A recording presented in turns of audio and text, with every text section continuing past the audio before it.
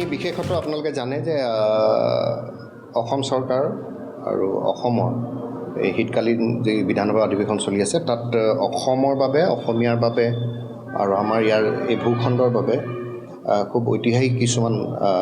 বিল বহুকেইখন বিল ইয়াত উত্থাপন হৈছে। মাননীয় মুখ্যমন্ত্ৰী ডাঙৰীয়াই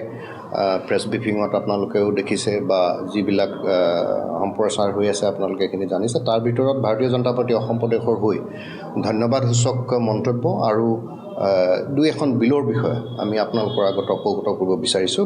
প্ৰথমতে আমি অসম চৰকাৰে যি এই বহুবিবাহ নিষেধ এখন খুব গুৰুত্বপূৰ্ণ আইন উত্থাপন কৰিছে এইবাৰ। তাৰ এটা খুব আপোনালোকে জানে সমগ্ৰ অসমব্যাপী বিশেষভাৱে লোকে যি 6 জনগোষ্ঠী এই জনগোষ্ঠীক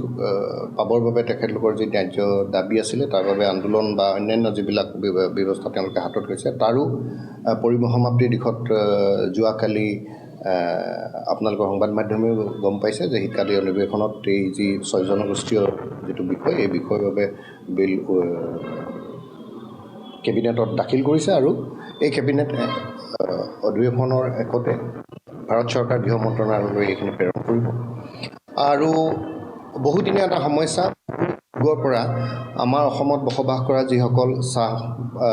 বাগানত থকা আদিবাসী লোকসকল আছে, চাহ বাগানৰ যিসকল ব্যক্তি তেখেতলোকৰ যিবিলাক মাটি অধিকাৰ এই বিষয়েও অসম চৰকাৰে খুব সুন্দৰকৈ এলানি ব্যৱস্থা হাতত লৈছে। তেওঁলোকক মাটি পট্টা দিয়াৰ যিটো এটা বিষয় সেইটো এটা খুব আদৰণীয় পদক্ষেপ অসম চৰকাৰ ডক্টৰ হিমন্ত বিশ্ব শৰ্মা ডাঙৰীয়াৰ নেতৃত্বত এই সুকলমে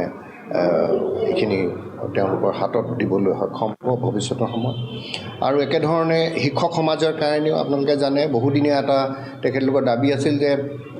টেটৰ জৰিয়তে বা অসমৰ শিক্ষাখণ্ডৰ যিসকল শিক্ষক পুৰুষ আৰু মহিলাসকল নিজৰ ঠাইতকৈ বহু দূৰত কিছুমান এনেকুৱা ধৰণৰ ঠাইত দুৰ্গম এলেকাতো তেওঁলোকে কৰ্মসূত্ৰে তাত আছিলে আৰু তাৰ যিবিলাক